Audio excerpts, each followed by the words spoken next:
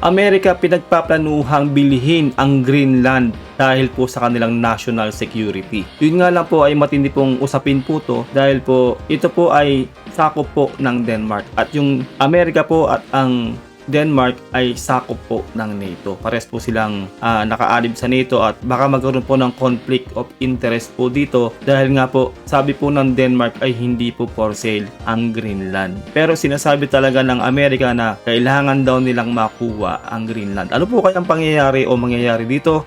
Para po sa konteksto ng ating reaction video, panoorin po natin ng video to. Let's do this. Posibilidad na pagbili sa Greenland. Yan ang pinag-uusapan ngayon ni US President Donald Trump at ng kanyang national security team. Hindi na bagong bagay ang ginawang pagbili ng US sa Greenland. Ayon kay Press Secretary Caroline Leavitt, kasalukuyan itong pinag-uusapan ng administrasyon ni Pangulong Donald Trump. That's something that's currently being actively discussed by the president and his national security team. And I would point out that the acquisition of Greenland by the United States is not a new idea. This is something that presidents dating back to the 1800s have said is advantageous for America's national security. So simula pa pala po ng 1800s ay napag-uusapan na pala yan sa Amerika ng presidente ng Amerika. Advantageous nga raw po na kapag nakuha daw ng Amerika ang Greenland. So noon pa po pala nila pinaplano na kukunin ang Greenland o bilhin ang Greenland. Pero ngayon po talaga nakikita po kasi talaga natin dito na pumapalag po ang Denmark sa balak po na to ng Amerika na bilhin ang Greenland at sinasabi po talaga nila na hindi daw po for sale ang Greenland. Pinanindiganan ng White House na ang layunin ng ideya sa pagbili ng Greenland ay para sa depensa ng US laban sa Russia at China sa Artico. The president has been very open and clear with all of you and with the world that he views it in the best interest of the United States to deter Russian and Chinese aggression in the Arctic region. Totoo po yan, no? Kaya po talaga sinabi rin po ni President Trump yan dahil na napapaligiran po ang Greenland ng mga barko o mga warship ng Russia at ng China. Kaya nga daw gusto daw makuha talaga ng Amerika yung Greenland para po actually maprotektahan din daw po yan at yung mga napapaligiran po ng mga kaalado nilang bansa dyan. Pero nga po talaga, syempre, hindi po basta-basta kasi yon dahil nga, unang-una, teritoryo rin yan o sakop po yan ng Denmark. Kumbaga para sa kanila, hindi po nila kailangan ibenta, makuha ng Amerika itong Greenland. Kanila po yan. At sinabi nga po, no, na kapag daw itong Amerika ay nagbalak po na persahang kunin ang Greenland, hindi daw po sila mag-aatubili na palagan itong Amerika. Na which is member ng NATO yan, no, yung Amerika at ang Denmark. Baka magkaroon po ng hidwaan ng dahil po dyan. Hindi po natin alam kung anong pangyayari o mangyayari pa dito sa mga sinisiwalat po nila na to, pero talaga gustong-gusto talaga makuha ni President Trump ang Greenland para po sa kanilang national security. So that's why his team is currently talking about what a potential purchase would look like. Kamakailan, muling umugong ang interes ni Trump sa pagkontrol ng Greenland. Bagay na una na niyang pinalutang noong 2019. Aniya, ang isla ay mahalaga para sa estratehiya ng US military. Ayon sa Pangulo, kulang ang mga ginawa ng Denmark para protektahan ang teritoryo. Samantala, binigyang diin ni European Council President Antonio Costa na walang desisyon na ilalapat sa Denmark at Greenland kung walang pag-ayon ng Denmark at Greenland. On Greenland, allow me to be clear. Greenland belongs to its people. Nothing can be decided about Denmark and about Greenland without Denmark or without Greenland. Kumbaga nagkakaisa, no? Hindi pa pwede mag-decide na yung aayon lang sa Greenland o aayon lang sa Denmark. Kailangan parehas. Pero kasi unang-una, kinasasakupan din ng Denmark yan. At syempre, bilang yung Greenland, yung mga tao sa Greenland. Syempre, sabi nga niya, no? Ang Greenland ay para sa tao ng Greenland. Hindi po natin alam kung ano tawag sa mga tao sa Greenland. Pero yung nga, yung mga mamamayan ng Greenland, sila ang dapat din makinabang sa Greenland. Kaya masasabi po natin dito talaga na malaking conflict po talaga to. No? Magkakaroon po ng matinding debate dito. Kung talagang sabi nga, no, kung gagawa nga daw ng papusok na hakbang ang Amerika dito ay hindi mag-atubili na pumalag ang Denmark. They have the full support and solidarity of the European Union. Europe will remain a firm and unwavering champion of international law and multilateralism. Ayon kay Costa, naninindigan ng Konseho ng Europa sa pagsunod sa batas internasyonal. The European Union cannot accept violations of the international law. whether in Cyprus, Latin America, Greenland, Ukraine, or Gaza. Pinakamalaking isla ng mundo ang Greenland. 57,000 na katao ang bumubuo sa populasyon nito. Grabe. Hindi independeng miyembro ng NATO ang teritoryo, pero sakop ito ng Denmark Yes. bilang kaanib sa nasabing alyansa. Tama. JC Yumo para sa Mata ng Agila International, Trusted Connect. Ang kaso nga lang, no, ang Amerika po ang pinakamalaking contribution sa NATO. No? Kumbaga, talaga yung budget ng NATO ay pinakamalaking nagbibigay up po ang Amerika. Kaya, pero sa akin, no, sana mapag-usapan ng maayos yan. Pero sinabi naman din po ni President Trump na hindi daw pwedeng, kumbaga, hindi po option ang force, no? Force na makuha nila ang Greenland. Kumbaga, diplomasyang pag-uusap pa rin daw talaga. At yun nga, gusto nilang bilhin ang Greenland, no? Para po talaga sa kanilang national security. Lalo po ngayon, 'di ba, kung isipin nyo, talaga pong grabe po yung beast mode dito ni President Trump na po, dahil po sa ginagawa niya po, lalo po sa ginawa niya sa Venezuela. At talaga pong sinabihan niya na rin po lahat ng malalaking bansa sa Latin America na talagang winarningan niya na tungkol dun sa droga sa kanilang mga bansa. Makikialam ng araw po ang Amerika. At syempre, kasama na rin po ditong apektado, no? Talaga pong vocal naman na nagsasalita si President Trump yung patungkol sa Russia, lalong-lalo na po sa China. Kaya nga po, kapag nakuha talaga ng Amerika yung Greenland, ay malaking bagay yan, advantageous po yan sa teritoryo ng Amerika, sa depensa lalo po nila. Sinabi ni U.S. Secretary of State Marco Rubio nitong Miyerkules na makikipagpulong siya sa mga opisyal ng Denmark sa susunod na linggo. Yan ay kaugnay ng lumalalang tensyon tungkol sa Greenland na teritoryo ng Denmark. Ang pagpupulong ay kasunod sa mga pahayag ni Trump at ng White House na interes nito sa strategic Arctic Island, kabilang ang posibilidad ng diplomatikong pagkuha at pagbili umano nito. Nang tanungin kung handa bang gamitin ng militar, sinabi ni Rubio na bilang diplomat siya, mas pinipili ang resolusyon sa pamamagitan ng diplomasya, Tama. ngunit anya, may kapangyarihan pa ring gamitin ng Pangulo ang military force kung makakakita ng banta sa national security. Why has the administration not taken Denmark's offer to discuss the situation in Greenland? And Oh, I'll be meeting with them next week. But will you take military intervention off the table? I'm not here to talk about Denmark or military intervention. I'll be meeting with them next week. We'll have those conversations with them then.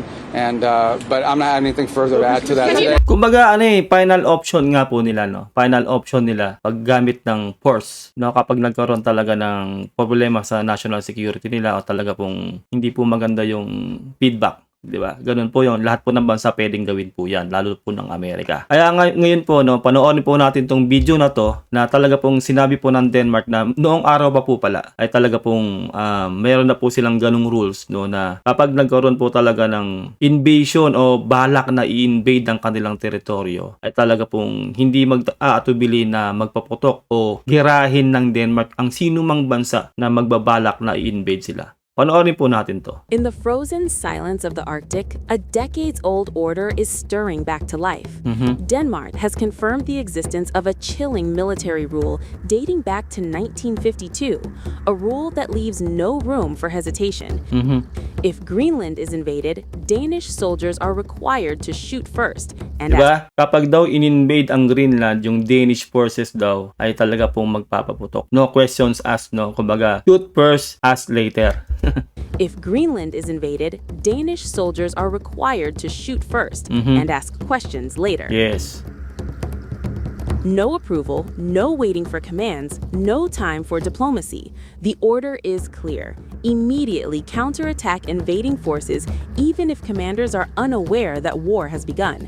Kumbaga, walang sabi-sabi.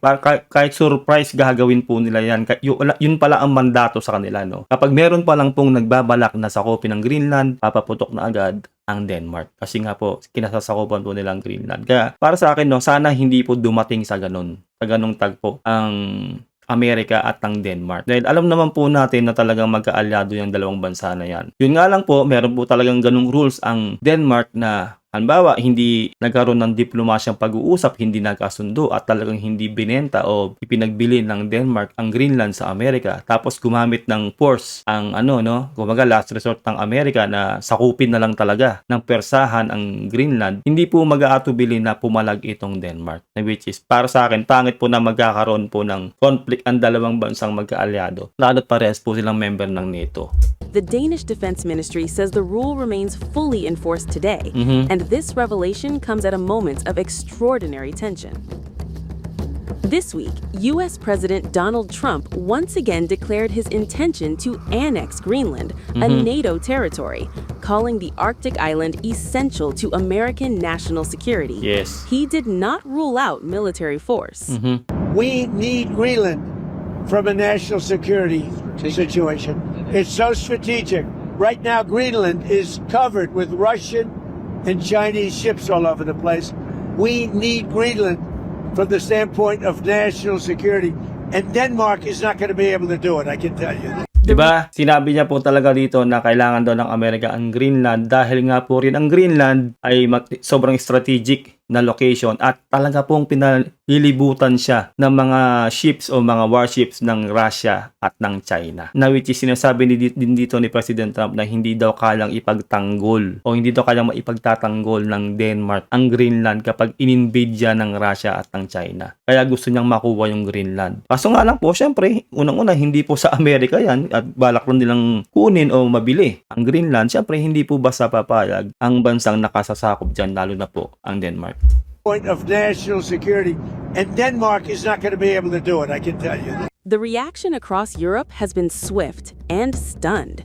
Denmark insists Greenland is not for sale. Ayun na nga. Greenland's own government has rejected the idea outright, and within NATO, alarm bells are ringing. Firstly, I believe that the U.S. president should be taken seriously when he says that he wants Greenland. But I also want to make it clear that if the United States chooses to attack another NATO country militarily, then everything stops.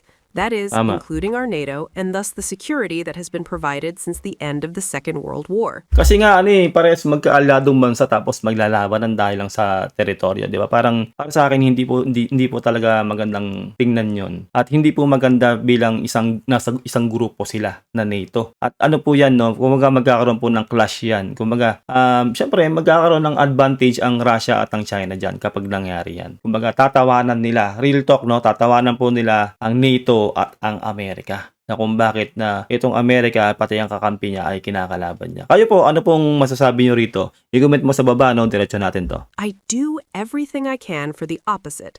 I believe in democracy, and I believe in the international rules of the game. Tama talaga, mas maganda talaga yung demokrasya rin, no? Lalo't magkakampi kayong bansa. Ang demokrasya po para sa akin ay hindi po minsan talaga umaakma kapag kayo ay magkalabang bansa. Kasi ang demokrasya po ay hindi po basta uubra sa magkalabang bansa dahil yan po ang unang-unang ginagamit, di ba? Pero tulad po natin, demokrasya ang ginagamit natin o pinang-ano natin sa China pero hindi po tayo pinakikinggan. Kaya ngayon po talaga ay hindi na po uubra ang demokrasya o pakikipag-usap natin sa China. Dahil alam po natin na wala po silang ibang papakinggan at paniniwalaan kundi ang kanilang sarili. Ang tingin lang po nila sa Pilipinas ay ganito lang kaliit. Sila po yung nasa higher power, ganun po yun. Pero po dito talaga sa dalawang member ng NATO na to na Amerika at Denmark, at syempre damay na po itong Greenland kasi po yung Greenland yung binibili. Kailangan po dito ng matinding demokrasya o talagang pakikipag-usap. Ganun po, no? Kasi magkakampi po silang bansa. Sana magkasundo sila sa gitna, no? Magsalubong sila sa gitna para hindi po sila magkaroon ng conflict of interest. Of course, I also believe that you do not change borders by force, either in one way or another. Tama. It is not only the position of Denmark and the Danish realm.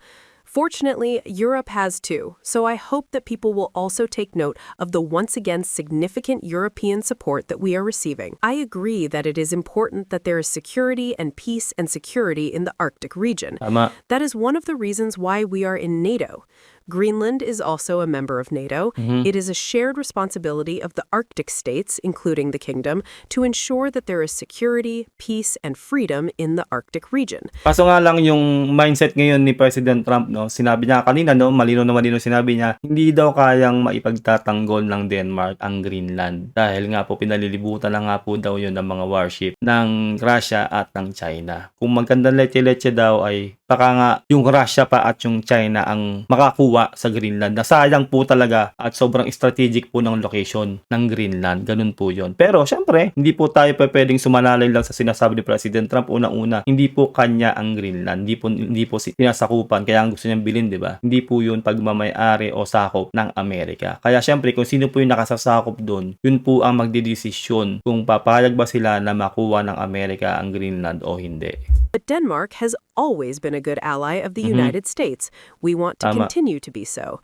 But I also have to address that some of what is being said from the American side, and of course we will not accept a situation where we and Greenland are threatened in this way.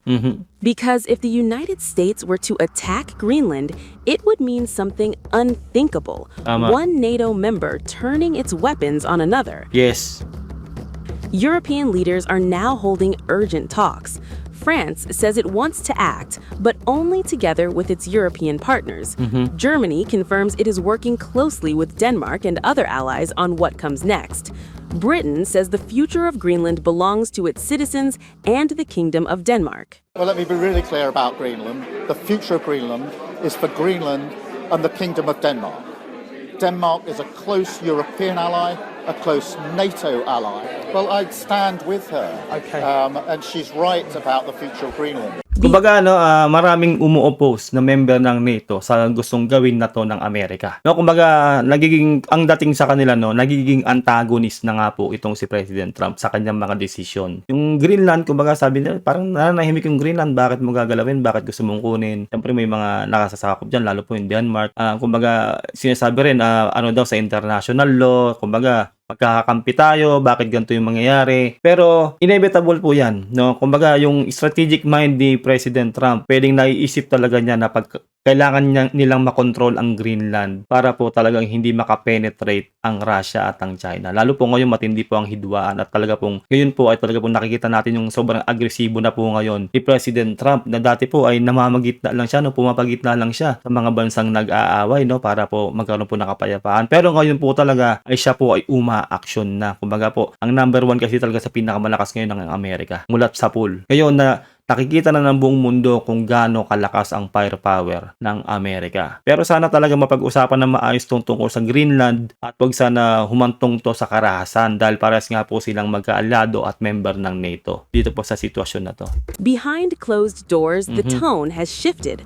According to European diplomats, discussions of a U.S. takeover are no longer theoretical. They are being treated as a concrete possibility. Publicly, Washington sends mixed signals. Secretary of State Marco Rubio has assured allies that an invasion is not planned, saying the goal remains to buy Greenland. He reportedly told U.S. lawmakers that military threats do not signal imminent action. Does the U.S. intend to buy Greenland? Can you clarify your comments to lawmakers this week? Well, that's always been the president's intent from the very beginning. He said it very early on. I mean, this is not new. He talked about it in his first term, and he's not the first U.S. president that has examined or looked at how could we acquire Greenland. There's an interest there. But so I just reminded them of the fact that not only did Truman want to do it, but President Trump's been talking about this since his first term. Kumbaga noon pa po pala talaga na lahat po ng nagiging presidente ng Amerika ay binabalak na po na bilhin ang Greenland o makuha nilang Greenland. Pero ito nga po si President Trump ngayon ang sobrang eager sa mga naging presidente ng Amerika. Sobrang eager siya na mabili o makuha ang Greenland dahil nga po sobrang strategic ng lugar at para sa national security ng Amerika. Kaso nga lang ulitin natin, hindi nga po nila basa-basa makukuha yung Greenland dahil po yan ay nasasakop po ng Denmark. Malaking magiging dagok sa NATO kapag po nangyari na magkaroon po ng conflict ang Denmark, Greenland laban sa Amerika. The administration really willing to risk the NATO alliance by potentially moving ahead Guys, with military operations? What I think the White House said yesterday is what I will tell you now, and I've always said. The president always retained the option. Every president, not this president, every president always retains the option. I'm not talking about Greenland. I'm just talking about globally. If the president identifies a threat to the national security of the United States, every president retains the option to address it through military means. As a diplomat, which is what I am now, and what we work on, we always prefer to settle it in different ways. That included in Venezuela. Kumbaga talagang makikita talaga natin na lahat daw ng presidente. Hindi lang po daw ang patungkol sa Greenland, sa lahat po, yung yung presidente po ng Amerika ay unang diplomasya talaga sa una. Tapos pag talaga nakita nila talaga na merong threat sa kanilang national security, ay doon lang sila ang gagawa ng hakbang o aksyon na yung gagamit na nga po ng dahas. No, na hindi nga lang daw sumasaklaw yung sa ginawa nila sa Venezuela. Masasabi po natin na siguro nga talagang last option pwedeng mangyari yun na kapag talagang hindi nila nakuha yung Greenland, pwedeng mangyari, no, na talagang gagamit na sila ng force para makuha ang Greenland. Kaso nga lang nga, dalawang bansa na magkakampi, talagang magkakaroon sila ng conflict. Yun lang po, masyado na pong mahaba ang ating reaction video. Anong comment mo dito sa ating napanood at sa ating reaction video? Mag-comment ka dyan sa baba. Umaagree ka ba na dapat bang sakupin ng Amerika ang Greenland o hindi ka rin agree dahil nga po pares po silang NATO member at mag-aaway po ang mag-aalyadong bansa, which is masyado pong komplikado yun. Salamat kung nakaabot ka hanggang dito sa dulo. Mag-like ka kung gusto mo ating reaction video, mag-comment ka na rin at syempre mag-subscribe para updated ka kapag lalabas sa ng reaction video. Mag-iingat ka. God bless and peace out.